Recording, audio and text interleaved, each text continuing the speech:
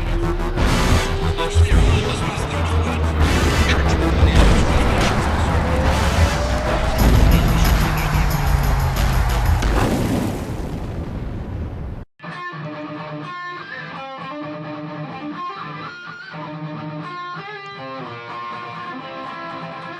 guys, it's Steve from Ethics here. You're listening to Good Friends Better Eating Podcast, only on the Counted Out 7 YouTube channel. Tyrone, let's go!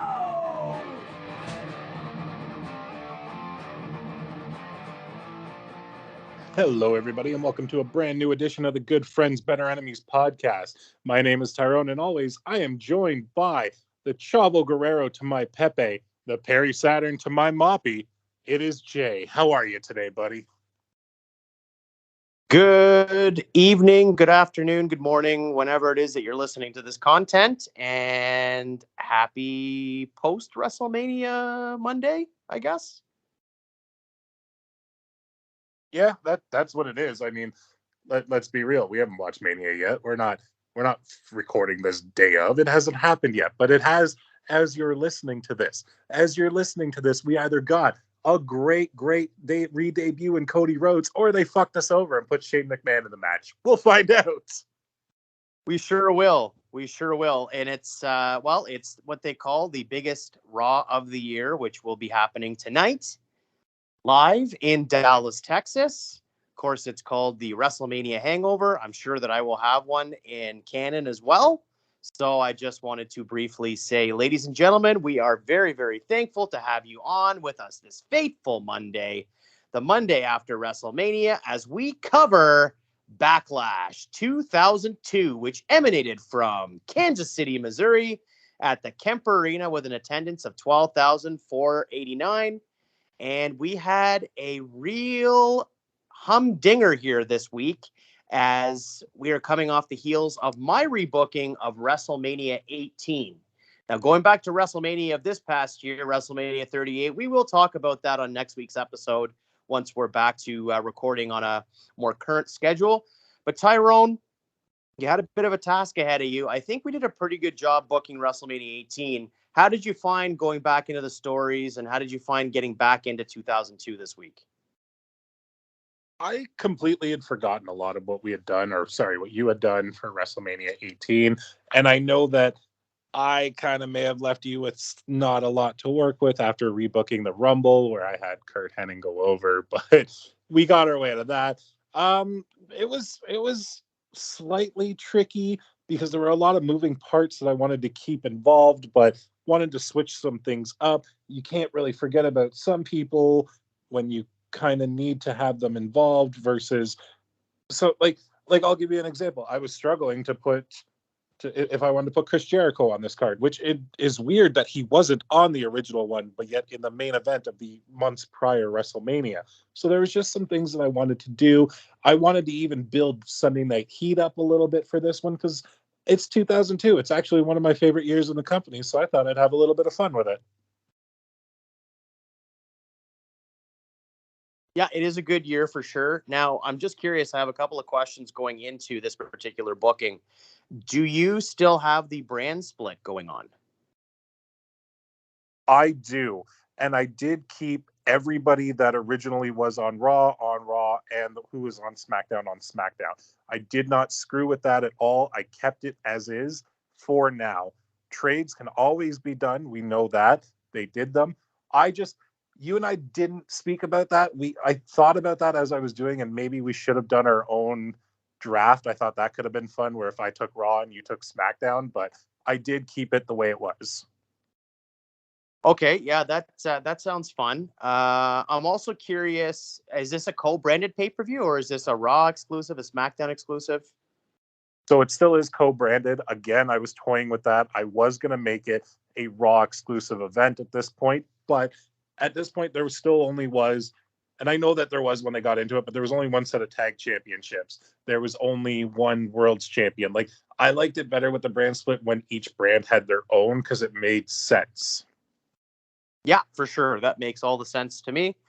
So with that being said, I think I'm going to just quickly run through WrestleMania 18's card that we rebooked about a year or so ago on this program, just to give all of our listeners an idea of where we left things in the year of 2002. So on Sunday Night Heat, we had Kane versus Test, with Kane winning via chokeslam. William Regal went up against Rob Van Dam for the European Championship. Rob Van Dam won the title with a 5-star frog splash. We had Christian versus DDP in a continuation of that feud, a 6-person tag team table match. The Dudley Boys and Stacy Keibler going up against the Hardy Boys with Leda, and the Dudleys, as well as Stacy, took the W in that one. Billy Kidman, X-Pac, Chavo Guerrero, and champion Tajiri faced off in a fatal 4-way for the Cruiserweight Championship. Billy Kidman came out on the top of that particular heap. Mr. Perfect versus Kurt Angle. Kurt Angle wins with an ankle lock submission after rolling out of a perfect plex attempt. The Undertaker and Ric Flair stayed the same as in canon. We had Lance Storm versus Edge, with Edge winning the Intercontinental Championship via DDT. The Outsiders, Hall and Nash, went up against D-Generation X, Shawn Michaels and Triple H. We had Triple H and Shawn Michaels go over in that one. Billy and Chuck, the tag team champions, went up against the APA, with the APA winning the tag team championships. Hollywood Hulk Hogan versus The Rock was the same as in canon. We also had Jazz versus Trish Stratus for the women's championship. Jazz went up and was defeated by Trish Stratus in her hometown of Toronto. And finally, Chris Jericho defended the World Wrestling Federation Championship, or rather the undisputed WWF Championship, versus Stone Cold Steve Austin. And the Rattlesnake came out on top, drinking some Canadian Molson beer on each corner of the ring post in the Sky Dome. So with that being said, ladies and gentlemen, I will hand the floor over to Tyrone so he can get us in our time machines back to 2002 and to Backlash. I'm assuming the Raw after WrestleMania in Montreal. What do you got for me, pal? So we're going to start things off on Sunday Night Heat. We're going to start off with a fun little match just to open it up, get the crowd anxious for more. And we're going to have Al Snow go one-on-one with Perry Saturn. Now, there's really no storyline build for this one. It's just a fun little 5-6 minute match that I have Al Snow coming out on top, because neither of these guys were really doing anything with the company at the time, but both very, very talented individuals. Yeah, I'm totally fine with this. It's a match that would have been pretty frequent back in around 2000. They were feuding over the European Championship, kind of exchanging championships, as was indicative of the Attitude Era. Each title was sort of a hot potato, so it makes total sense to me that you'd have Al Snow and Perry Saturn in a match together. I'm curious who goes over here. How do we get to the finish? What do you got for me? It's Al Snow goes over after hitting the finisher on Perry Saturn. It's a pretty straightforward match. Nothing special about it, if I'm being perfectly honest with you. Just something fun to get the fans ready. All right, that sounds good. So we get a snow plow for the 3 count, and we are on to the main card. So in canon, we had Tajiri. No. We are not at the main card yet. I put one more match on Sunday Night Heat, and you'll understand why. Okay, sounds good. So I'm going to take you back, first of all, to March the 18th at the Bell Center in Montreal, Canada. And we will have a rematch for the WWF Tag Team Championship, where Billy and Chuck will get the titles back from the APA after massive interference from Rico. So we do have Billy and Chuck as the tag team champions now. So here on Sunday Night Heat, Billy and Chuck are defending the WWF Tag Team Championship against a tag team that in canon, boy, oh boy, do I wish this happened. It is the team of the WWF Hardcore Champion Maven and Raven, Team Haven. So we actually went down that road, eh? Our little one-liner from last week has become reality, which is so often the case. And in the booker's room, sometimes a joke will become something on television. So Maven and Raven, we have Haven versus Billy and Chuck. So I'm assuming I know what's going to happen here. I think you think something, but here's where we go, bud. The match starts. It's a pretty solid match. Like, Raven's in there with Chuck Palumbo. Chuck's doing a lot of power moves. Hot tag gets made to Maven. As that's happening, a referee is being dragged down the aisle. All of a sudden, the gold one, Goldust, hits the ring, hits a curtain call on Maven. 1, 2, 3, new hardcore champion. As this happens, Raven is just kind of looking around like what the actual hell just happened, decides that he's going to slowly chase Goldust away, tries to come back, but as he comes back, he sees that Billy Gunn is hitting a famouser right on top of him. 1, 2, 3, still tag team champions, Billy and Chuck. I see. So is Maven and Raven, is this sort of just a convenient team just for the month to get to the purposes of this booking, or are they going to continue? Is this going to be a feud in your mind's eye going forward now between Maven and Raven, or sort of where do you see this going?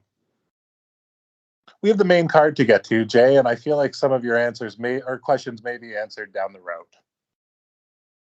Okay, sounds good. So I suppose we can go on to the main card, which was in canon Tajiri with Tori Wilson defeating Billy Kidman for the WWF Cruiserweight Championship. What do you got for me? So our opening contest for Backlash 2002 is a one-on-one contest between Lance Storm and Kane. So how we got here is I'll take you back to Sunday Night Heat of WrestleMania 18, where you had Kane and Test going at it one-on-one.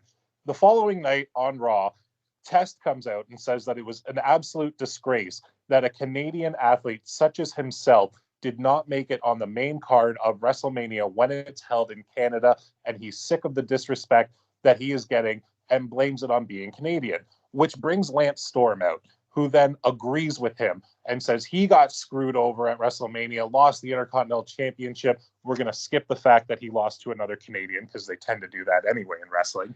And at that point, he calls out Kane and says he is one of the bad reasons as to why they were left off, because you have superstars like him who don't deserve the spot, going after him, screaming at him. Kane comes out, hits a choke slam on Lance Storm, goes after Test, but Test hits him with a chair.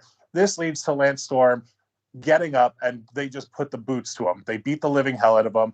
It goes to a match. Ric Flair makes the match of Kane versus Lance Storm with the honor of Canada on the line. Okay. That's an interesting step. So can you walk me through the match, how we get to the conclusion? So it's a lot of the big man, little man match where Kane is doing a lot of the big spots. Lance Storm is either taking a beating or able to weasel out of a lot of it. The finish comes when Test is up on the apron, trying to distract him. He slides a chair into the ring. Lance Storm hits him with the chair, ends up putting in a single leg crab after hitting him. Not a single leg. Was that his finisher, the single leg crab? The submission move? Okay. So he hits him with the chair 3 or 4 times, knocks him out, puts him in that submission move. Looks like he's just passed out from the pain. Winner, Lance Storm by ref stoppage submission. Okay. Yeah, I don't think it's going to hurt Kane much to kind of take this kind of defeat at this point in his career.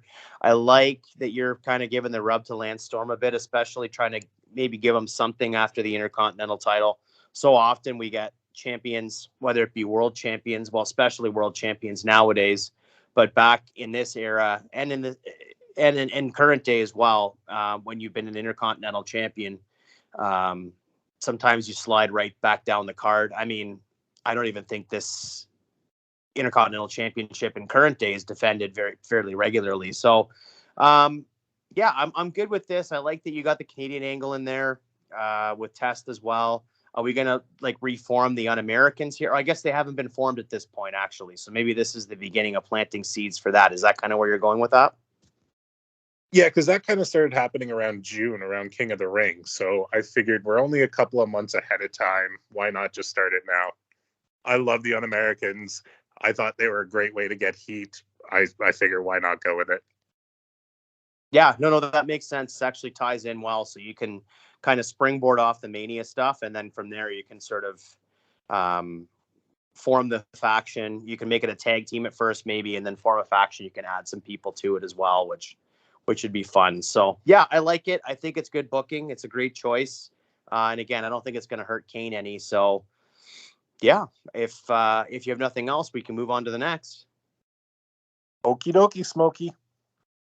Alrighty, so the next match in canon on the card is Scott Hall with X-Pac defeating Bradshaw with Farouk in a singles match, and kind of a bizarre pairing. I mean, I guess maybe we're substituting Stone Cold Steve Austin for Bradshaw, whom in canon had wrestled Scott Hall at WrestleMania the year, or rather the month prior.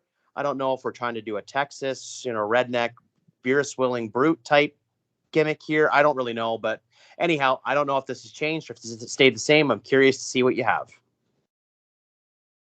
The next match on the card is scheduled for one fall. I'm going to take you now to our backstage correspondent, Terry Runnels. Terry is standing by with a very, very upset Raven. He is calling out Goldust, saying that it is completely unacceptable that he cost him the tag team championship. He wanted this championship badly. This new team of him and Maven, he has big plans for them, and Goldust ruined them. So he has called out Goldust for a hardcore championship match. Goldust accepts. The next match is Raven versus Goldust for the hardcore championship. Okay, sounds good. So is it sort of the obligatory hardcore match from 2002 with all of the trash cans and schmaz, or are we mainly around the ringside area? Are we backstage? Paint a portrait for me, sir. It is definitely in the ring and the ringside area. Yes, there is a ton of the very bright, shiny aluminum trash cans. There is nobody coming into this one, though. It's not going to have 6 different guys trying to win the title. This is just a one-on-one that we get the finish as Goldust has Raven down. He goes under the ring and pulls out the ever-forsaken golden shovel that for some reason he had at times. As he goes to hit him with the shovel, Raven is able to duck it, hit an even flow DDT. 1, 2, 3. Your winner, avenging his partner and new hardcore champion, Raven. It's interesting. I guess, again, with a hardcore title, it's not going to hurt it any to be hot potatoed. I mean, it was sometimes changed 3-4 times in a night on Raw or sometimes pay-per-views. So, yeah, I think this makes sense. I think it makes more sense for someone to like Raven to hold the hardcore title as well. And then down the line, you could maybe do a little bit of jealousy between the team members. Maybe Maven starts coveting Raven's hardcore championship. Goldust can stay in the mix. So yeah, I think this makes sense. And plus, you don't need to necessarily advertise a hardcore championship match to get it on the card. So for all those reasons, yeah, I think this is pretty good. So far, you're doing well with this one. Thanks, man. Yeah, what I was going for here was I kind of want to keep the tag team together for a little while. So the hardcore title is kind of just a prop for it. He's avenging his partner. I'm sure he'll lose it in the next 24 hours like the hardcore championship would do. And then, yeah, you can keep it and there can be the jealousy angle. But I definitely do want to keep the tag team as a thing for a little while. Okay, that sounds good to me. That's noted for future booking. As I believe we will be continuing on our journey in 2002 through the rest of the year. So Maven and Raven Haven, they will be a continuing force of destruction within the annals of the WWF and future to be WWE.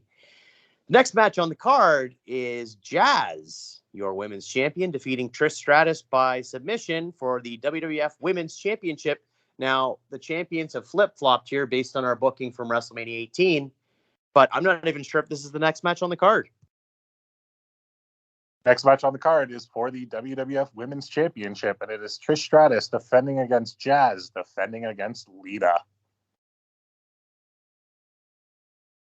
Okay, so you've taken the Women's Championship match from WrestleMania and you've placed it in here, which makes sense. I like that. It was a very good match in WrestleMania 18 from my recollection. I enjoyed the ring work in that one. So walk me through it. It's essentially the exact same match as the one at WrestleMania, except Trish Stratus is going to get the win after a Stratusfaction on Jazz in the middle of the ring. I would like to keep the title kind of strong because at this point the Women's Championship flip-flopped a little bit too much for my liking. So I would like a nice long run of somebody, whether it be Trish, that's fine. We can always get it off of her in the next month. I would like a nice long run at some point this year. No, that makes sense. And I think that Trish is the right person to do it. She was really gaining momentum and steam at this point, and I think that she was probably the right person to carry the championship for the lion's share of a title run. You can certainly put it on a heel at certain points and then have her be on the chase for it. I'm completely fine with that. But for the purposes of having a babyface women's champion, I think that Trish is the way to go.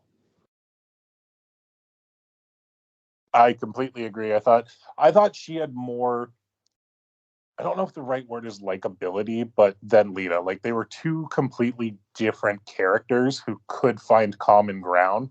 But I think going with Trish made more sense than going with Leda for the long run. Yeah, I think Trish was more of a white meat babyface. I mean, Leda certainly was. Leda was more of a character babyface, which is totally fine, especially in the Attitude Era. It doesn't really matter much, but I think that for the purposes of what they were trying to accomplish, I mean, I don't know. It's hard to say. Maybe in my mind, it's a little easier to get sympathy on Trish than it would be on Leda, just based on the fact that Leda was established with the Hardy Boys. She had been part of extreme matches. So she had this innate toughness that was coming through in the camera and based on the storylines that we had seen previously.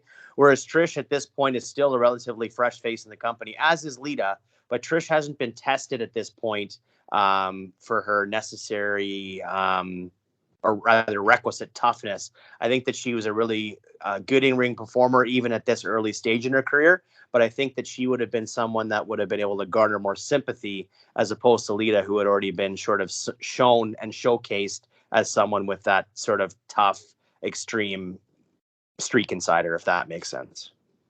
Well, yeah, just look at their debuts. Like, I'm pretty sure Lita's debut with SA Rio, she did a moonsault on somebody, whereas Trish Stratus' debut on TV, she stood at the top of a ramp in a miniskirt and fuzzy cowboy hat, scouting Test and Albert. Yes, that is correct. So much different trajectories right off the hop. I mean, they're both phenomenal athletes, and they're both very, very celebrated members of the WWE Hall of Fame, as well as pioneers in the women's division. So it makes sense for them to both be involved with this particular angle as well. So I'd be curious to see what comes out of this.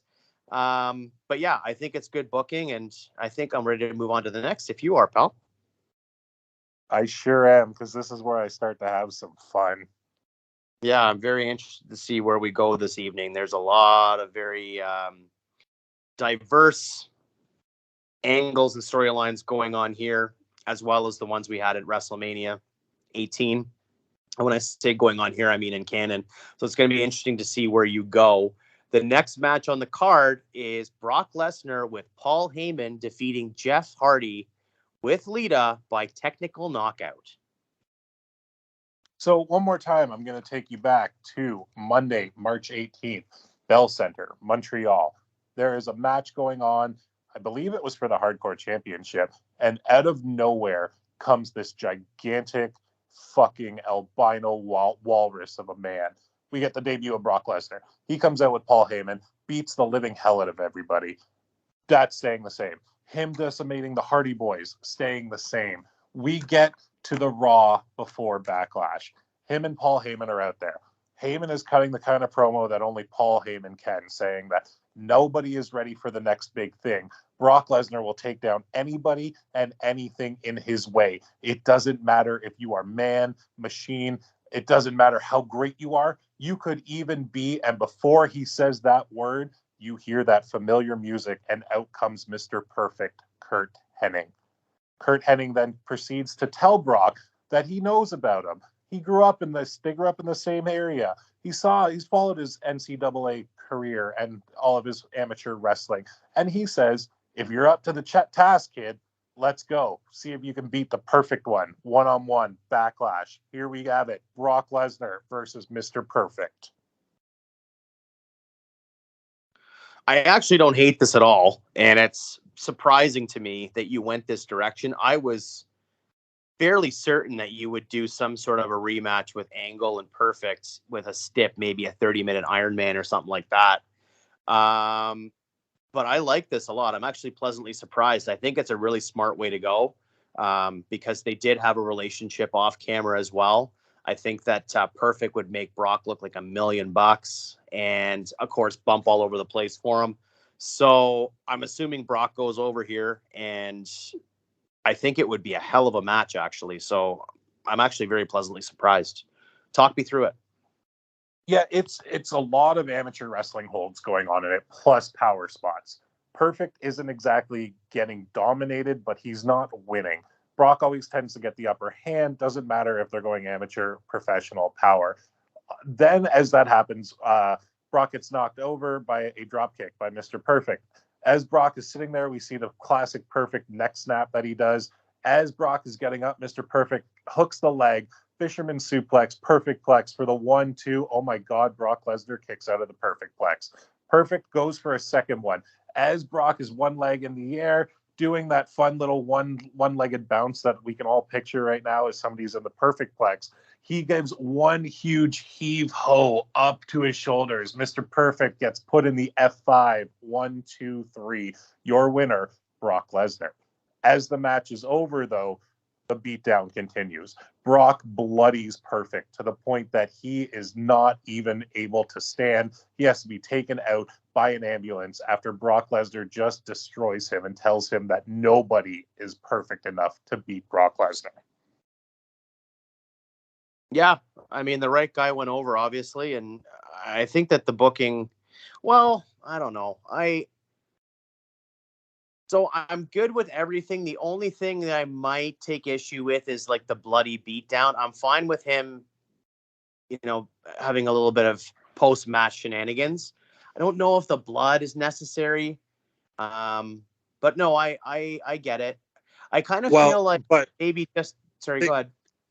Sorry, just think a couple of months ahead when he would face Hogan and wipe his blood all over his chest. Like I'm trying to build it so that Brock bloodies people and starts kind of wearing it like war paint in that weird, sick, deranged sense.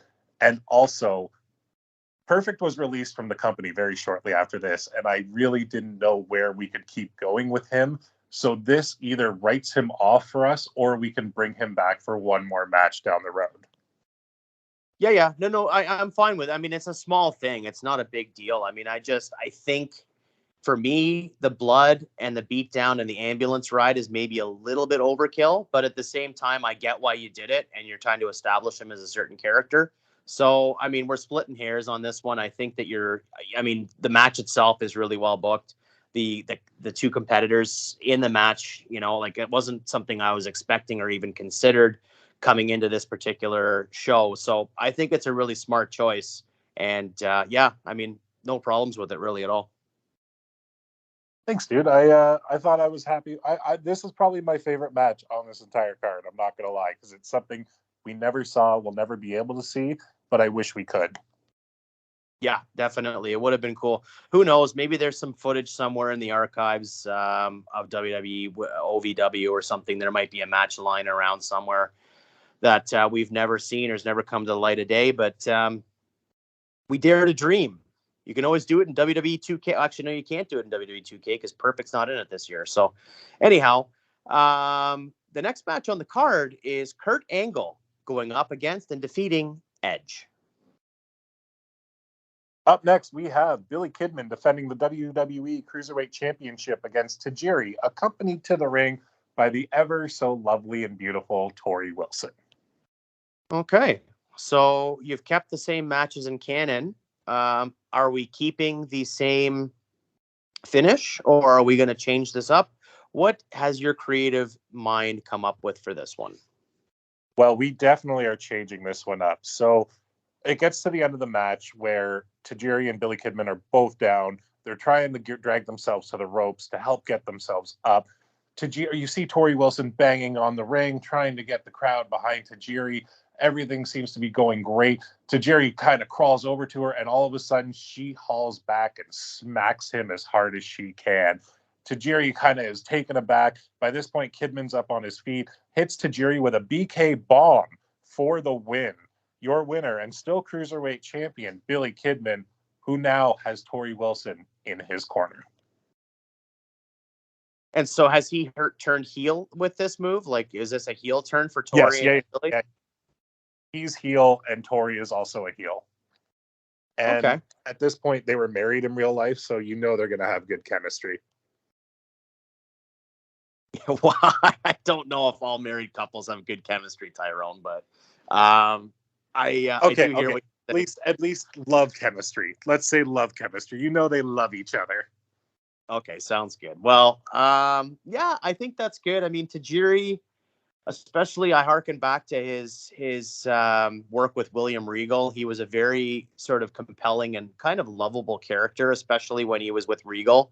So I think that he has some value as a face. Him being a face and kind of trying to avenge this double swerve, or rather the swerve that's happened to him, I think would be an interesting story to tell. It's another piece of the puzzle for your weekly programming. So yeah, I could see this definitely happening. And then maybe Tajiri enlists the help of one of the other divas to help him get some revenge. Maybe we get a mixed tag at some point. So yeah, I'm okay with this.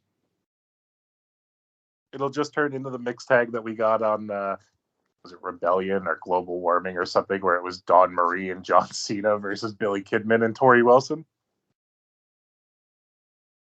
Yeah, maybe something like that. I don't really know. I'd have to look at the full roster of the female talent at this time, but I could definitely see us coming up with some sort of fun little mixed tag for sure down the road. Yeah, I mean, they're not my favorite matches usually, but yeah, we can book one. Why the hell not? Yeah, we do them every once in a while. I think that they make sense for certain angles to do the mixed tag matches. I mean, they're not that frequent anymore. Even now, we don't see them very often, but I think they're fun when they're sort of when the story is told correctly. I think that they can be a fun little addition to any card. So I like that Yes, idea. when they're done right and there's a reason for them. Like to me, the greatest mixed tag match of all time is probably Triple H and Stephanie versus Kurt Angle and Ronda Rousey. It was just so perfect. The storyline was there. It was great.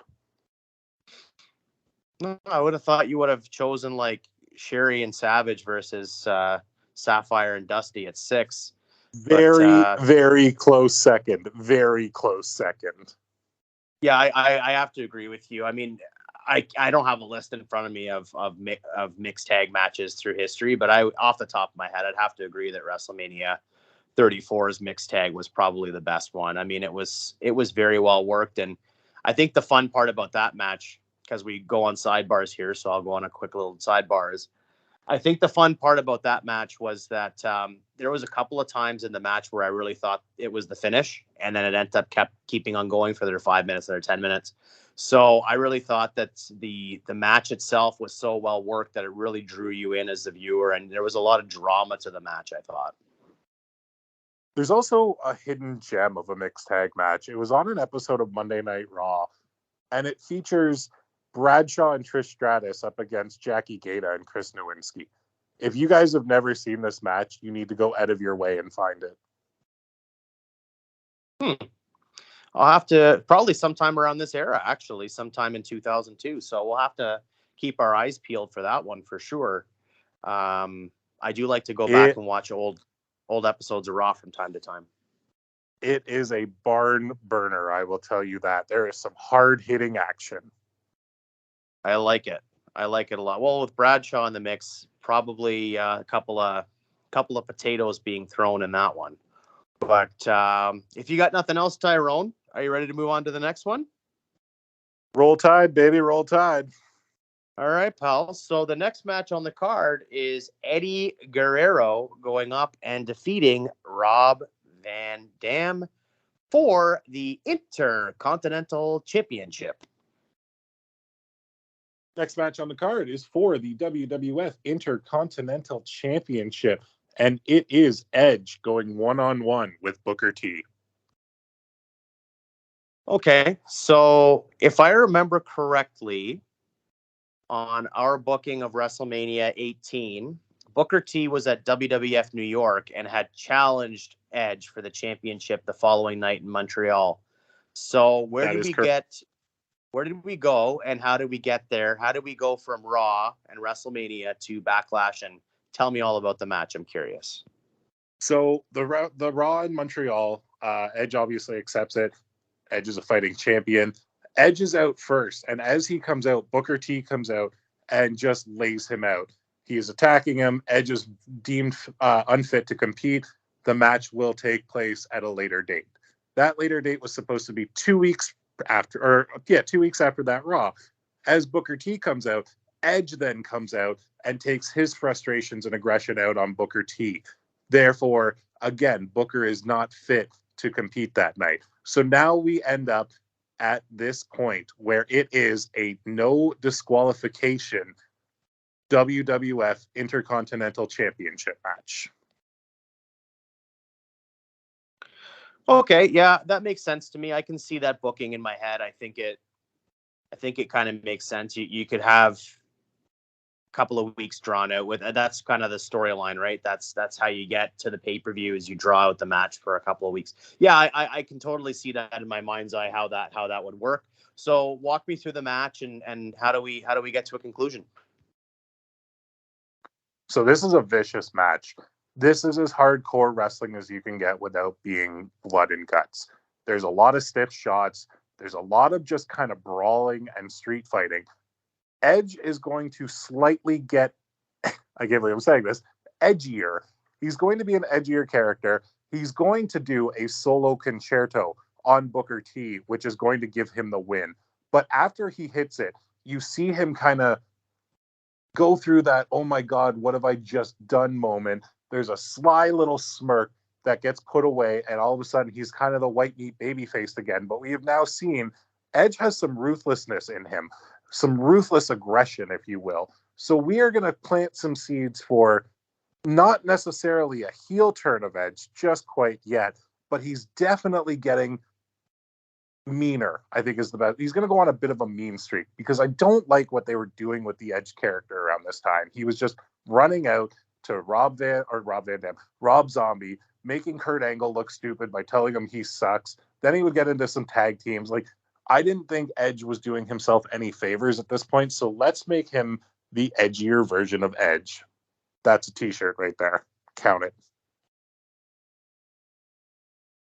Yeah. That's I can see that. I think that it's almost kind of similar to going back to Shawn Michaels' title run in 1996, where you had him do the Iron Man match, this technical masterpiece, and then you have him go and do the no holds barred match with Diesel, and then of course the Mind Games match with Mankind. So it's not necessarily that you're turning him heel. It's just you're showing that he has that rougher side to him and he can get down and dirty when need be. I do agree with you that at this time, I think Edge was kind of lost in no man's land. He was doing that stuff with Kurt Angle with the hair versus hair match. And then, of course, we went on to win the tag team championships with Hulk Hogan on SmackDown. I believe it was the July 4th version of SmackDown in 2002. So, I mean, he did have some big moments in 2002, but I definitely agree with you that they could have gone a different direction with the character for sure. Yeah, it's not my favorite era of Edge because he would be injured in February 2003 is when they would pull him. So when he came back from that, he was kind of starting to be an edgier character just because the crowd reception wasn't the same. So at this point, the crowd was still very much behind him. So if you start planting little seeds here and there, it's so much better for when a potential turn happens. The crowd is going to eat it up so much more.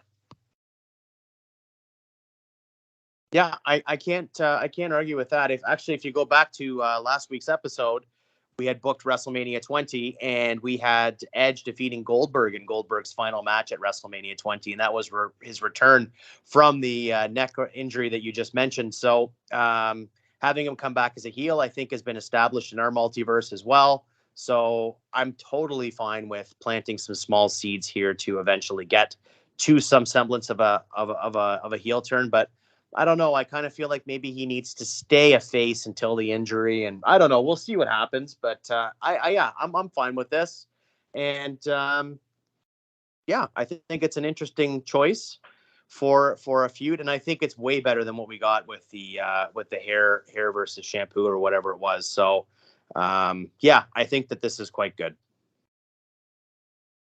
Well, thank you, sir. Thank you, sir. Now we have the 3 co-main events coming up, which is if you've noticed, there have been some big names that we have not mentioned yet, so I feel like they're coming. The next match on the card is The Undertaker defeating Stone Cold Steve Austin, and this would be a number one contenders match to determine the number one contender for the Undisputed Championship, with Ric Flair as a special guest referee. Now, in our little multiverse here, we have Stone Cold Steve Austin as your Undisputed World Wrestling Federation champion, and The Undertaker had gone up against Ric Flair on Monday Night Raw, or rather at WrestleMania 18. So I'm not sure what you have next, but I'm just painting a portrait for what happened in canon. Up next is a match that is a number one contenders triple threat match. We have Y2J, Chris Jericho, going up against Kurt Angle versus Hulk Hogan. The reason for this match, Hogan's in it because, goddamn, that pop on the 18th, the 7th. Hogan was almost hotter than ever at this point. So he is in there mainly because of that. Kurt Angle's in there because he has challenged over and over again. He's gone through everybody from Mr. Perfect. He beat The Undertaker on Raw by DQ after Austin interfered, but he still beat The Undertaker coming into this. And Chris Jericho got screwed. He lost the title at Mania, but also because of the draft, he was never really able to get a rematch. It just didn't happen. Like, there was that weird thing that actually happened on Raw where it was like Triple H versus Jericho and Stephanie could have become the champion. That didn't happen. That whole thing just didn't happen, obviously, because Trips isn't champ. But this is Jericho fighting, trying to be the man that he was, the Ayatollah of rock and roll, bitching and complaining that he's not getting what he deserves. He feels like he should be the number one contender. So that leads us to this triple threat match. Yeah. Okay. I'm just trying to figure out here. So can you walk me through what happens with Hogan and the NWO? How do we get to this? Because in my mind, I was thinking that we would get Hogan versus an NWO member. Even X-Pac maybe was what I was thinking for some revenge against the NWO. So where are we with that? So I can see why you would have thought that, but the whole Rock and Hogan versus the NWO happened on Raw exactly the way it did. None of that has changed. So Hogan went from NWO to red and yellow the day after. Okay. So they've completely separated then at this point. There's no affiliation. There's no heat between them anymore. They've just blown that off on Raw, and now we're just focusing on the championship. Just like in real life, brother. Yeah. I don't know. It's a weird match to me. I get why you did it. Yeah, and I think you'll get it a little more in a bit. Yeah. No. I mean, I always give the benefit of the doubt, obviously. It just, on paper, it sounds weird. You have Jericho and Angle and Hogan. It just... So, sorry, can you walk me through how we get to the finish? Oh boy, can I. So, Jericho's out first, followed by Hogan. As Kurt Angle's music hits, they're noticing Angle's not coming out. We get that wonderful running cameraman shot of Kurt Angle knocked out, just out cold. Ric Flair is there trying to figure out who did it when he looks over at somebody and went, "It was you, wasn't it?" Well, guess what, pal? You're in the match now.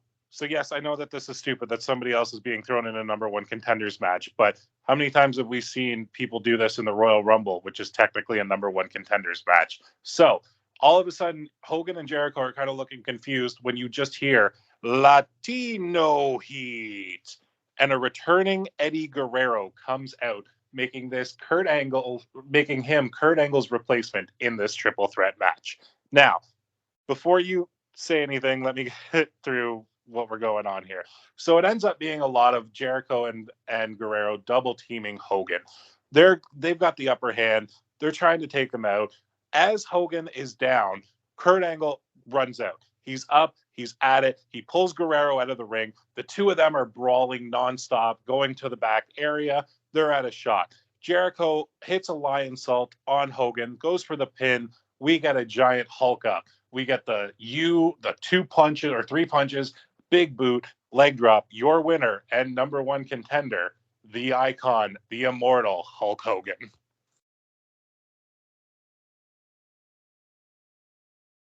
Yeah. I think I'm going to have to hear the rest of your card before I decide on this one. I mean, the one thing I will say is you've booked it based on the era. It's very Attitude Era-esque in terms of the twists and turns. I guess we're going to set up an Angle and Guerrero feud at this point, but they're both heels. So, which again, in the Attitude Era didn't really matter. I don't know where this leaves Jericho. Yeah, it's interesting. But here's the thing: on the original card, Jericho wasn't even on it, which was complete and utter stupidity to me. And with Guerrero and Angle both being heels, they're very different heels. One of them is the cocky, smooth heel, and the other one's the intense doofus heel. I think is the best way to put it. Yeah. No, I understand what you're saying. I'm just trying to wrap my head around it because it's a little bit of swerve here and there. So I think the right guy went over in terms of, I mean, if you're gonna put Hogan in that match, he kind of has to go over on I mean, otherwise it makes no sense for him to be in a match with Jericho and Guerrero. So no, I think that you booked the right guy to win. I'm not sure about how we got there. That's all. That's fair, man. I get it. It's a little bit of a clusterfuck, but we have 2 matches left, and I'm hoping you will see my vision a little bit more here and understand why I did what I did.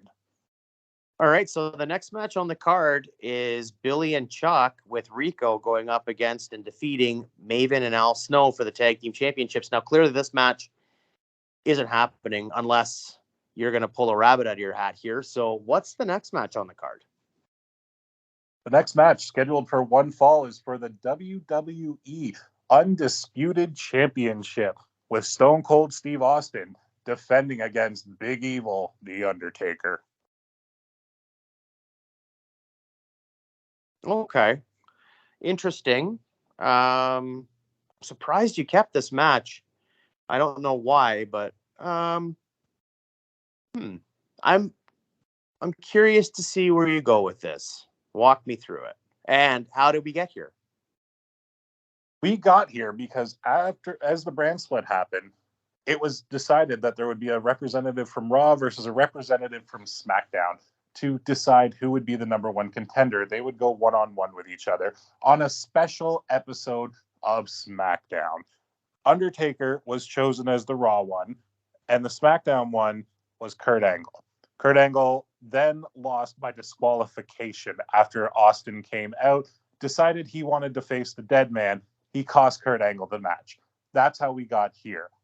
Undertaker and Austin, bad blood, goes back years. They've got tons of history. So we're going at, and it's still Big Evil, like evil Undertaker versus the Texas redneck, beer swilling, middle finger going Texas redneck Austin. So it is them in probably my favorite gimmicks of theirs, because I know you're going to fight me to death, but I like Biker Undertaker more than I like Dead Man Undertaker. It is still Taker as a heel versus Undertaker or Austin as a face. So I know it's kind of weird causing the DQ to get here, but again, it is the time of the year, the era. So what we have is just a hard-hitting match all the way through. The referee ends up taking a huge ref bump, which causes Undertaker to get out of the ring, grab the title belt. As he's going for it, we get a throwback to the WrestleMania 17 finish. Austin is down. He gets picked up for the last ride, but he has the title belt in his hands. As the Undertaker gets up, Austin smacks him in the face with the championship belt. He is now down. Austin's trying to get to his feet. Undertaker slowly gets to his feet. We get a Stone Cold Stunner for the slow Earl Hebner. Awesome, dramatic 3 count. Your winner and still WWE champion, Stone Cold Steve Austin. Yeah. Okay. Well, I think the right guy won, just as in the last match. The right guy won here. I think it makes a lot of sense for Austin to be the champion now for the foreseeable future. So, just a quick sidebar here.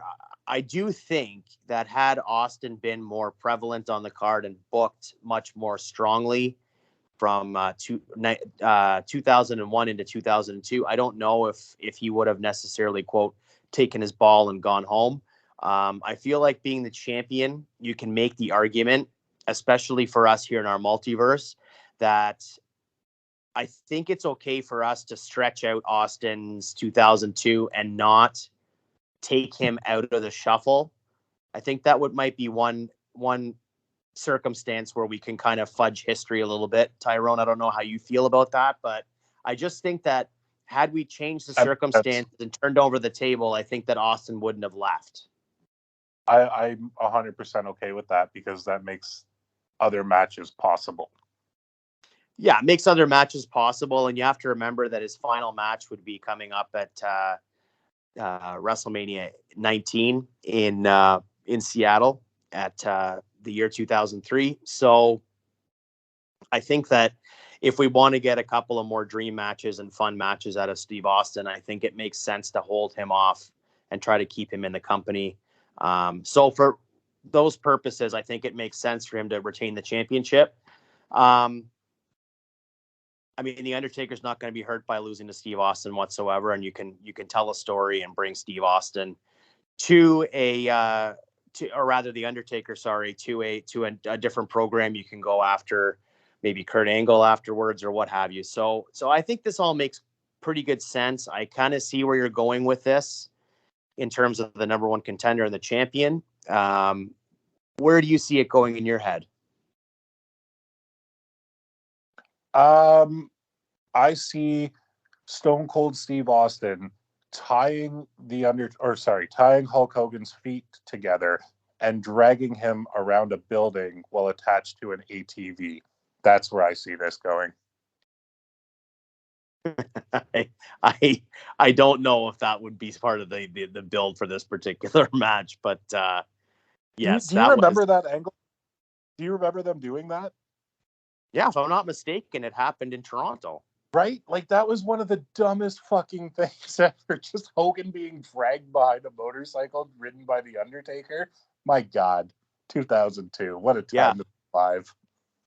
I was at that Raw, actually, where the main event was Flair versus Hogan. So I got to see that once live, which was interesting. But, yeah, I mean, I don't know if you necessarily do Austin versus Hogan, if that's what you're going to do. I don't think you do that match at Judgment Day. I think that match gets held over to a Big Five. So I already have some ideas of where I would go with that if I'm tasked with booking Judgment Day. But yeah, that's interesting. I like the idea of where you're going with some of this stuff.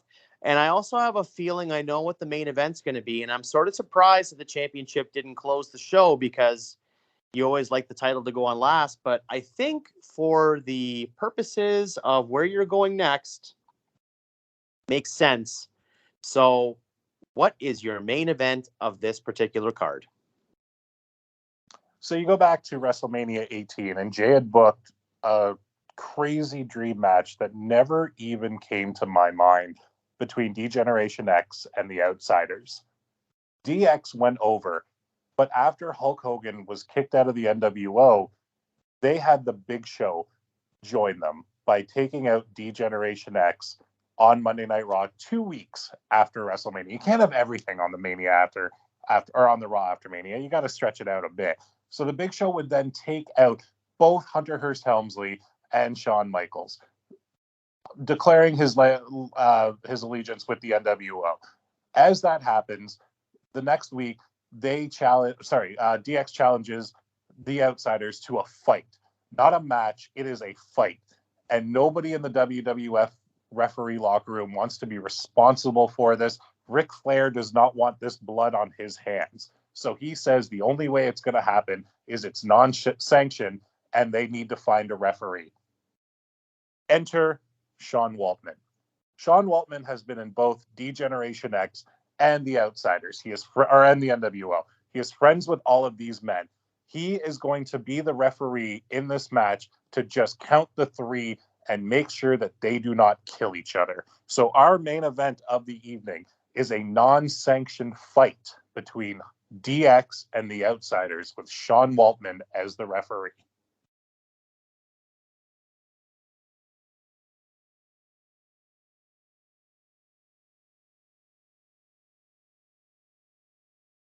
I don't know if Jay likes this one. He went a little silent on me. So I guess we'll find out as I kind of break it down. So it's going to just be a fight. X-Pac is calling it down the middle. He is not pulling anybody apart because that's what it is. These men are just destroying each other. They are literally tearing each other apart, as well as the ring, as well as the sets. The tables go down. Everything is going down. Once DX finally gets the upper hand, enter the Big Show. Big Show comes out, takes them apart, knocks them down, tries to get Nash and Hall back to their feet. We see an outsider's edge on the announce table onto Shawn Michaels. As that happens, Triple H comes behind with a sledgehammer, takes out Hall. Nash is then behind him, sets him up for the jackhammer, but Triple H is able to get out of it by a low blow. All four men are kind of down. There's a little bit of stirring now with Shawn Michaels after taking the outsider's edge. He has now got to his feet as Scott Hall is getting to his feet. As Shawn goes to tune up the band to hit Sweet Chin Music, he gets kicked in the face by Sean Waltman, who then rips off his WWF t-shirt to reveal the NWO t-shirt. He has joined the NWO. He hits an X Factor on Shawn Michaels. Kevin Nash then hits a jackhammer on Triple H. Scott Hall then hits the outsider's edge on Triple H onto Michaels. They then just stand on top of them. Sean Waltman declares them the winners. Your winner by technical knockout, the NWO. Yeah. I think that, sorry about earlier, I was muted and I thought that I had been unmuted. I think that this is the right way to go. I will say that going back and looking at my notes for WrestleMania, I think maybe I should have had the NWO go over at WrestleMania. But at the same time, if you book based on how the Fed does things, of course, they're going to have their homegrown stars go over on WCW stars first. I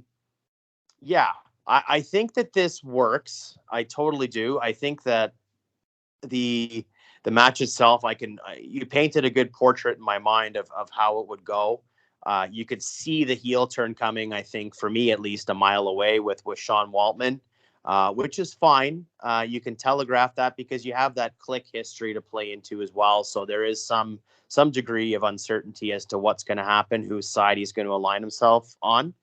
The Big Show portion of it, I get why you did it. Obviously he was an original member of the NWO, one of the first, 4 or 5 members. So I get why he's in there. I am curious though, because in canon and in real life, we would be releasing Scott Hall very shortly after this. I'm wondering how we go on. I guess maybe you just put X-Pac in his place. I don't know, but that's another concern for another day. As for this match itself, I think that it was done well, and I think that you put the right guys over for sure. And that's also why the championship didn't go on last, because technically this was a non-sanctioned fight, so it ends after the technical pay-per-view is over. Right, like a lights out match type thing. Yeah, exactly. So that's why they went on last, and I put the Big Show in it earlier because the fucking terribleness that was WWF NWO would get Big Show in it eventually, where it was like Kevin Nash, X-Pac, Shawn Michaels, Big Show, and briefly Booker T. We're trying to avoid getting to that watered down joke of an NWO. So we're going to obviously have to end it at some point. We know that, but we can still kind of keep it strong for a bit, because am I wrong in thinking that Scott Hall was still with the company when Judgment Day happened, or was he already gone by then? He was gone by then. I think he made his last shot for the company was that early May UK exclusive pay-per-view. I want to say it was Rebellion or No Mercy, maybe, probably Rebellion. I think it was Insurrection. Oh, Insurrection. Sorry, I stand corrected. Yeah, I think you are right. It is Insurrection. But I think that was his last shot. So maybe you do something at that pay-per-view to tie this up a little bit. I don't know. There's a lot of possibilities coming out of this particular booking because there's a lot of different ways you can go with this. I feel like the storyline potential is really nice. It's open. I mean, with a lot of this card, actually, even with the Hogan Austin stuff, I feel like there's a lot of open air and open room to play with certain concepts, and you don't necessarily have to go to the obvious choice right away. So I think all in all, while some of the booking was a bit head scratching for me, mainly that triple threat match, I do think that ultimately we're coming out of this particular event with a lot of opportunities. That's usually my end goal, is to just make opportunities. Everybody needs an opportunity. There unfortunately wasn't a room for Bob Holly on this pay-per-view. I tried, but I just couldn't do it. So yeah, I'm happy with a lot of what I did. I'm happy with Brock Lesnar and Mr. Perfect. I'm happy with Team Haven. There's a lot of little fun things I did on this that I am okay with. Yeah, and I mean, you also have to keep in mind that this particular pay-per-view, I mean, this is a stopgap pay-per-view for in some degree. I mean, you just come off WrestleMania. Sometimes with these pay-per-views, you continue on storylines that were progressing through Mania. Sometimes you continue on stories that started at WrestleMania. And in some cases, you start from scratch building new storylines because certain angles were concluded at WrestleMania. So Backlash is really kind of, in my mind, well, any real April pay-per-view for me is kind of a reset for the company in a lot of ways. So I think that the way that you've scheduled and rather booked this particular pay-per-view offering, it gives us again a lot of opportunity to get into some fresh storylines and then blow off some stuff that's maybe been going on since WrestleMania as we're getting into that third pay-per-view type thing. So I think that you've set the table nicely for whomever picks up the mantle going into the month of May.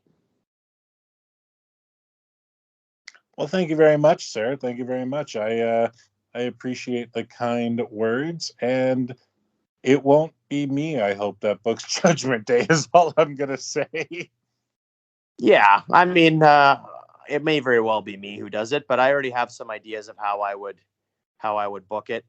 Just while you were running it down for me, I mean, those are in my head right now. By the time we get to May, I might not even remember them. But nonetheless, I think that you did a nice job following up to 2002's offering of WrestleMania 18 with Backlash from Kansas City.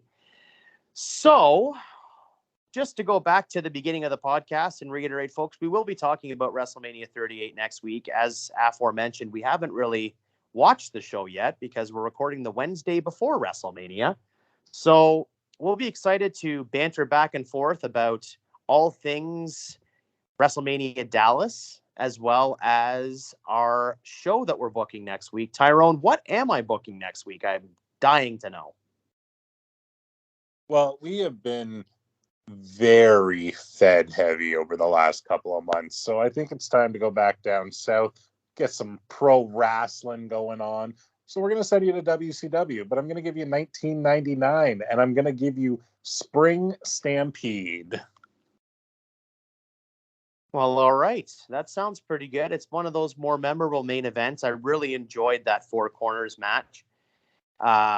It was DDP, Sting, Hulk Hogan, or rather Hollywood Hulk Hogan, and Ric Flair with Macho Man Randy Savage as your guest referee. Now, I'm remembering that off the top of my head. I did not know ahead of time that I'd be booking this.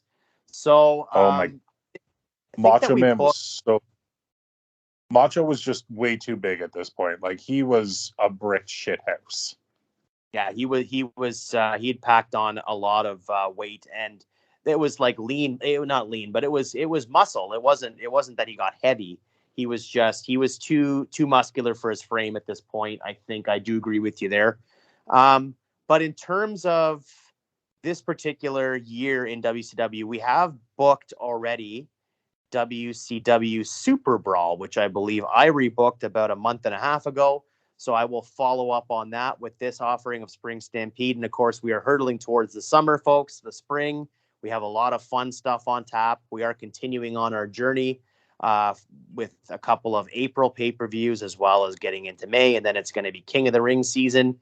So some exciting stuff on tap that we can't wait to offer you and talk all things WWE, WWF, ECW, WCW, NXT, what have you. Tyrone, where can our listening audience find us on social media? On Facebook at Good Friends Better Enemies Podcast, on Instagram at good_enemies, on Twitter at good_enemies, and for everything counted out 7 Good Friends Better Enemies and Classic Match Classroom, head to countedout7.com. And for myself, for Tyrone, for Backlash 2002, for Mr. Perfect getting color in 2002, for Eddie Guerrero taking out Kurt Angle and taking up a spot to only lose to Hollywood Hulk Hogan. And finally, for our discussions of WrestleMania 38 next week, you've been listening to the Good Friends, Better Enemies podcast. Bye.